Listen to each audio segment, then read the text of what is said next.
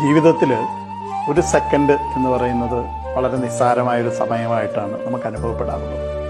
പക്ഷെ റോഡിൽ ഒരു സെക്കൻഡ് എന്നത് സാരമായ ഒരു സമയമാണ്.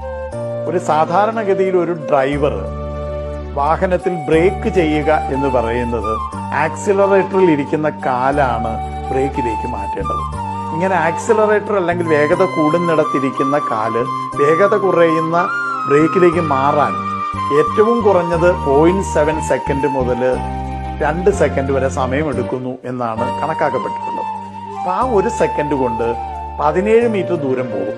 അതേപോലെ ഒരു കാൽനടക്കാരനായ ഞാൻ തിരിച്ചറിയേണ്ട മറ്റൊരു വളരെ പ്രധാനപ്പെട്ട ഒരു കാര്യമാണ് ഒരു ഡ്രൈവറുടെയും കാലേ ബ്രേക്ക് ഇല്ല എന്നുള്ളത്. എല്ലാ ഡ്രൈവറുടെയും കാല് ഇരിക്കുന്നത് ആക്സിലറേറ്ററിലാണെന്നും ഈ ആക്സിലറേറ്ററിൽ നിന്ന് ബ്രേക്കിലേക്ക് മാറാൻ 1 സെക്കൻഡ് സമയം വേണമെന്നും ആ 1 സെക്കൻഡ് കൊണ്ട് 17 മീറ്റർ ദൂരം ഈ വാഹനം പോകുമെന്നും ആ 17 മീറ്റർ ദൂരത്തിനുള്ളിലാണ് ഞാൻ റോഡ് മുറിച്ച് കിടക്കുന്നതെങ്കിൽ എന്നെ 60 കിലോമീറ്റർ വേഗതയിൽ തന്നെ വാഹനം ഇടിക്കുമെന്നും ഉള്ള തിരിച്ചറിവാണ് ഒരു സെക്കൻഡിനെ വലിയൊരു സമയമാക്കി മാറ്റുന്നത്.